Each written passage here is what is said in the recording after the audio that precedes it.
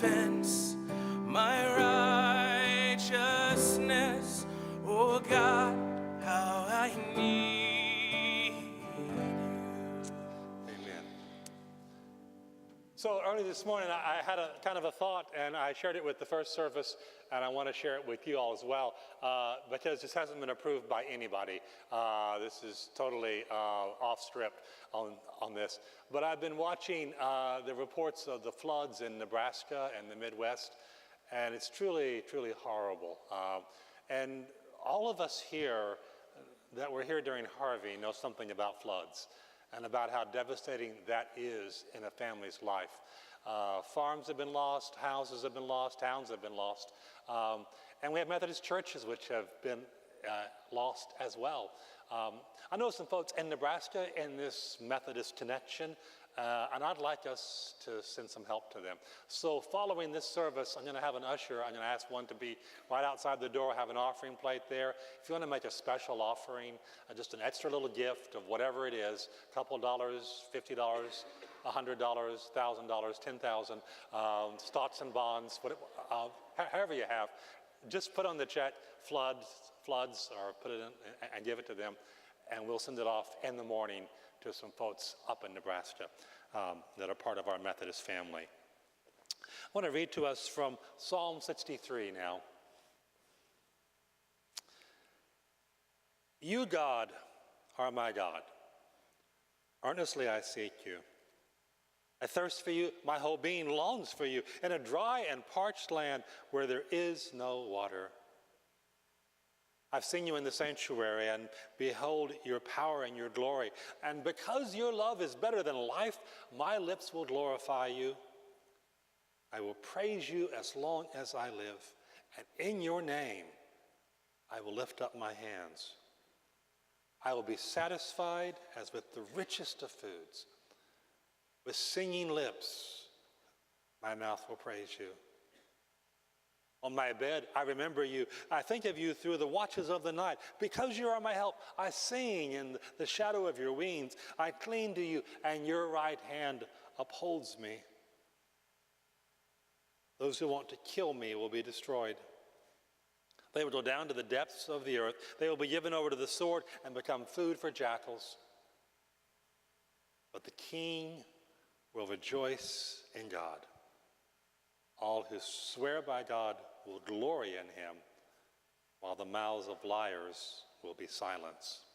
This is the word of God for the people of God. Thanks be to God. Well, he'd been there many times before. For growing up in Bethlehem, it was not that far to the wilderness of Judea, maybe 20 miles. So every winter season, sometime between October and April, he would take his family's flock to graze on the few bits of green that grew there when the warm, moist air could make it over the hills that surrounded Jerusalem on its journey eastward. It didn't do so very often, to be sure, maybe once or twice a year, producing 4 to 10 inches of rain, maybe less than half of what they received in Jerusalem. Most of the time, the wilderness was pretty dry. Think of West Texas in August, and you'll have the picture. Throw in the starkness of the Badlands, you'll be even closer. And yet I suspect there was a certain beauty in its ruggedness too. For it was under those starlit skies that David perhaps wrote many of the Psalms that we know, the ones he played on his lyre. The heavens declare the glory of God. The skies proclaim the work of his hands. So he exulted in Psalm 19. Or when I consider the heavens, the work of your fingers, the moon and the stars, which you have set in place, what are people that you should think about them? Mere mortals that you should care for them, he asked in Psalm 8. And likewise, there's a little subscript for Psalm 63 that tells us this was a psalm of David when he was in the Judean wilderness. Now, some will say that the occasion for this particular psalm was when Saul, that mercurial and maniacal king of Israel, was in pursuit of David, and he hid out in the caves at En-Gedi. That's the spring of the wild goats just along the Dead Sea shores. We're deep within that canyon. There flowed literally water out of the rocks. Those who have been following along in our Lenten study, Land Without Borders, saw a really stunning visual image of that in the video lesson from 1 Samuel 24 this week, given by Dr. Jack Beck.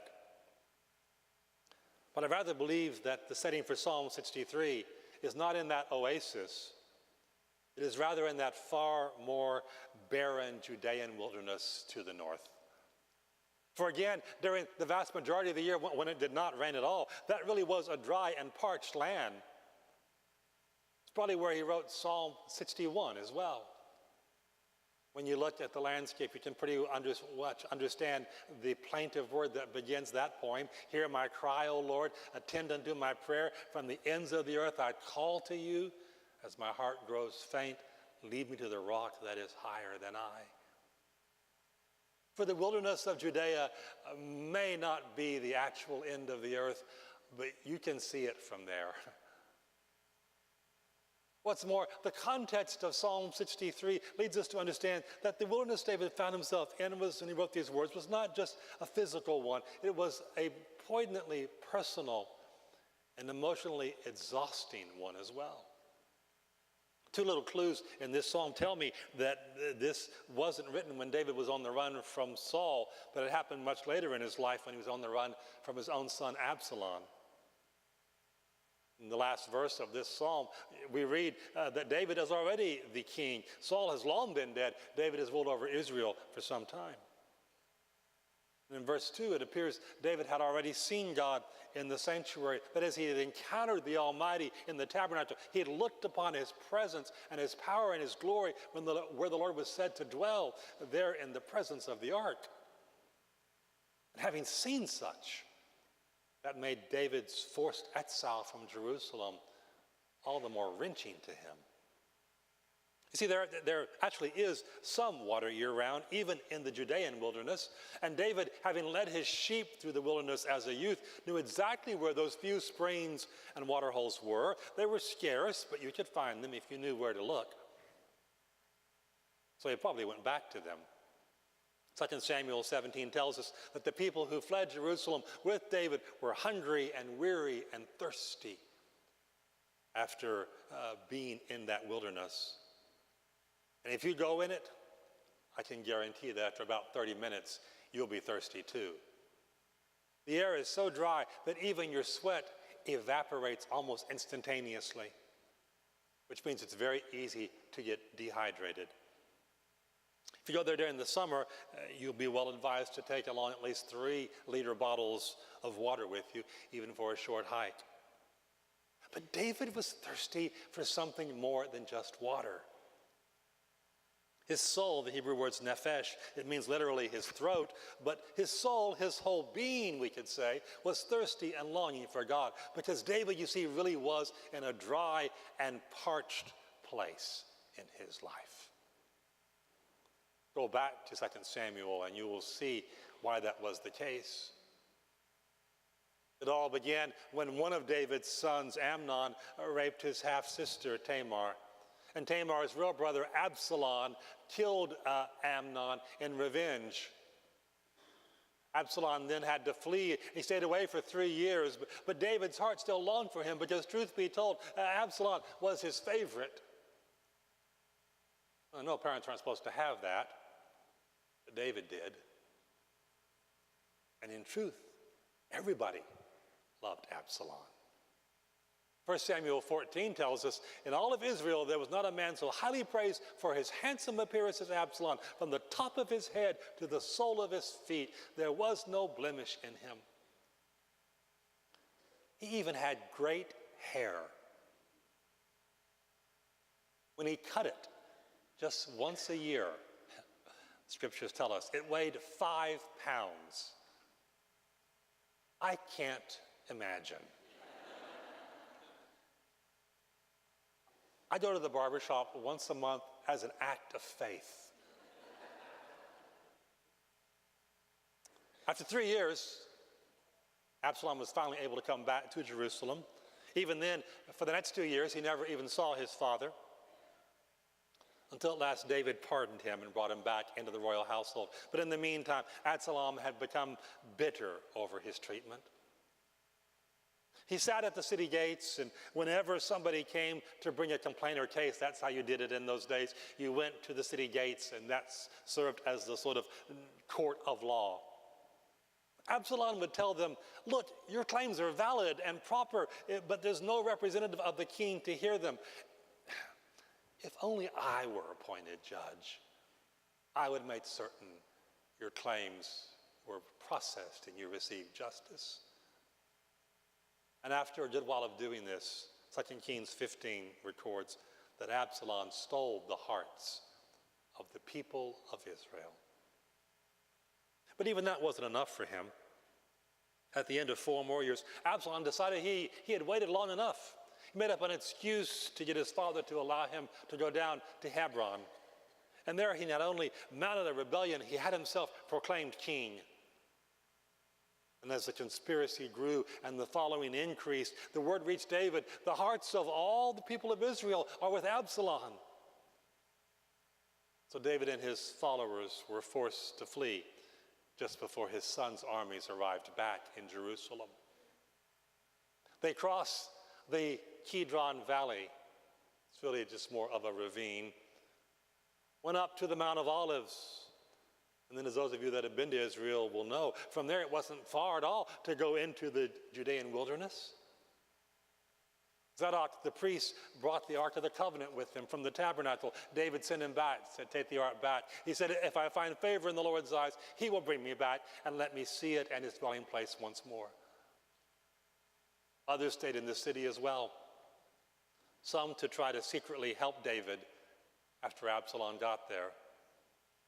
Others because, well, it seemed like the wind was blowing in Absalom's way. Even Mephibosheth, Jonathan's crippled son, Saul's grandson, the very one whom David had spared when he took over as king, he stayed behind too, thinking to himself, this may be the day when I get my grandfather's kingdom back. He didn't know Absalom very well. Along the way into that wilderness, David and his party met another relative of Saul too. And that man walked along on the ridge above them, calling out curses, throwing rocks down at David, saying, get out, you murderer, you scoundrel. The Lord has repaid you for all the blood you shed in the household of Saul, in whose place you reign. You've come to ruin because you are a murderer.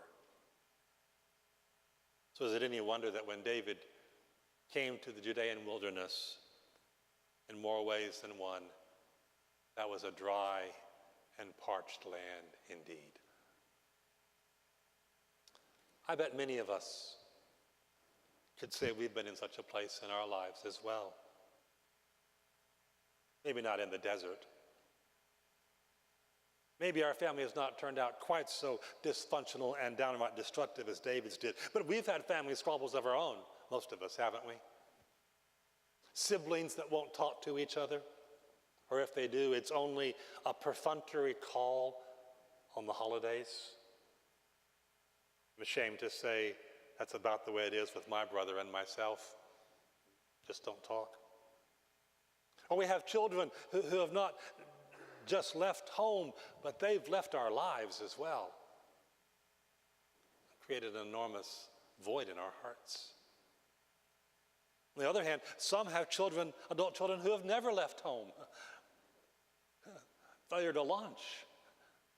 That's another sadness. Maybe we've been in the wilderness in our work life, stuck in a dead-end job, laboring under a boss we don't like or can't respect, quiet on the front row.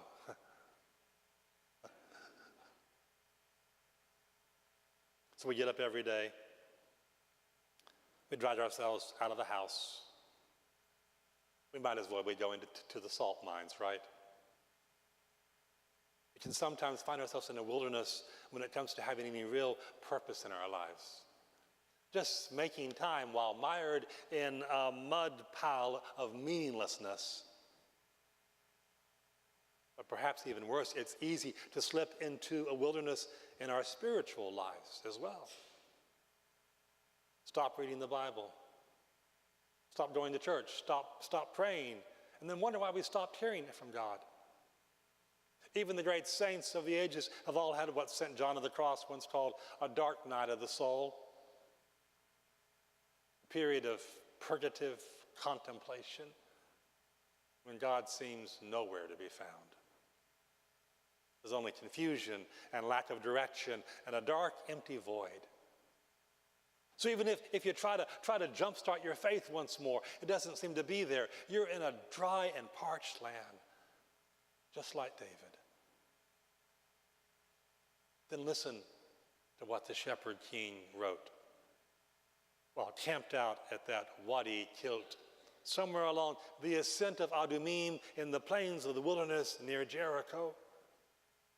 Though he had resigned his fate to the Lord, he was still fully confident in God's sovereignty and loving kindness. Lying awake at night, trying to sort out all that had happened, he was thankful to the Lord for his help in getting him and his followers out of Jerusalem before Absalom and his army had arrived there. And so he declared that God's loving kindness, his chesed, is better than life. We don't really have a good English word that captures the wonderfulness of that term, hesed.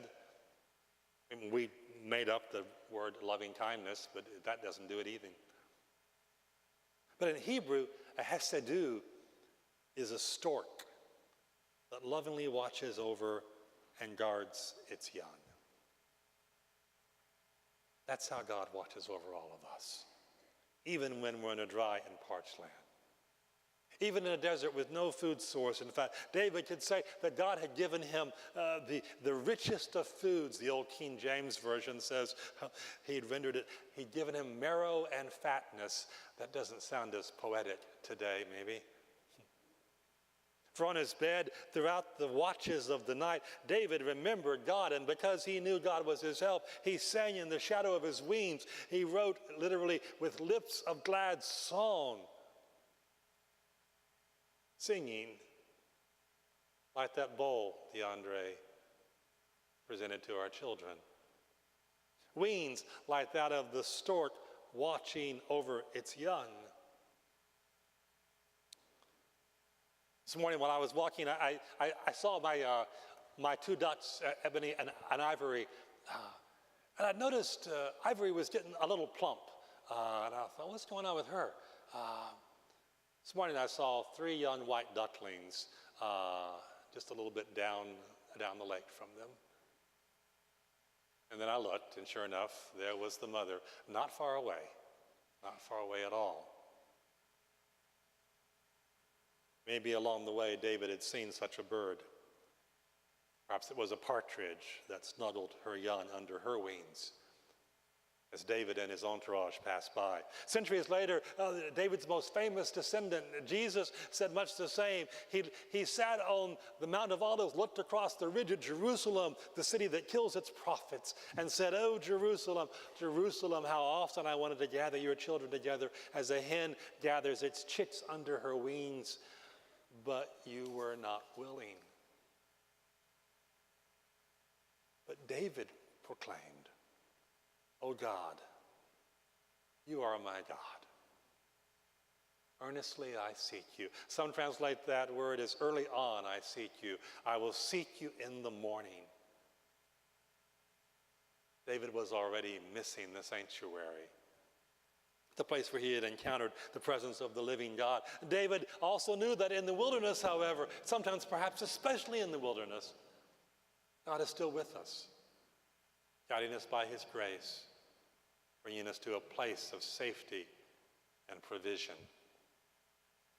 David Strasser took the first verse of that psalm and he wove it into the lyrics of his composition step by step. We sang it just a little while ago, made popular by the late Rich Mullins. "O God, you are my God, and I will ever praise you. I will seek you in the morning. I will learn to walk in your ways, and step by step you'll lead me, and I will follow you all of my days." We may think of John Chrysostom, 4th century, the most powerful preacher people had ever heard. So powerful, he was known by the nickname of Golden Throat. Golden Throat sounds like a cross between a rock group and a James Bond villain, doesn't it? Wouldn't it be great to be known as that, though? Golden Throat said that the early church fathers suggested no day should pass without the public singing of this psalm. And sure enough, later on, the Eastern Orthodox Church made it a part of its morning liturgy so that every day Psalm 63 was recited. Because again, no matter how dry and parched your lives may be at times, we can cling to God knowing that his right hand will uphold us. For in the end, it's not our circumstances that matter. It's God's faithfulness, God's loving kindness, God's has said. So lift up your hands. That's what David said. Because your loving kindness is greater than life, my lips will praise you as long as I live, and in your name, O Lord, I will lift up my hands. Years ago, it was a chorus we used to sing in Bible study. I wonder if any of you know it. It goes like this. Give me a C chord, would you? Thy loving kindness is better than life. Thy loving kindness is better than life. My lips will praise thee, thus will I bless thee. I will lift up my hands unto thy name. Now would you sing it with me? Okay. Thy loving kindness is better than life. Thy loving kindness is better than life. My lips shall praise thee, thus will I bless thee. I will lift up my hands unto thy name. Now we're going to do one more thing. This is going to be so challenging for some of you. I know this. I'm going to just ask you to indulge me for a moment. And remember, this is still a Methodist church. I want you to lift up your hands, okay? I want you to lift up your hands, because that's a sign of surrender, isn't it? That's a sign of, I can trust you. That's what a child does when he runs to his parent and his father or his mother embraces him. They lift up their hands. I want you to try it, okay? See if it does anything for you. Shall we sing? Thy loving kindness is better than life. Thy loving kindness is better than life. My lips shall praise thee, thus will I bless thee. I will lift up my hands unto the name. So you got a little aerobic exercise this morning. Came to church. You didn't just sit. How does David end this psalm? But the king, it's me, the king will rejoice in God. All who swear by God will glory in him. The mouths of liars be silenced. The king will rejoice in God, even in a dry and parched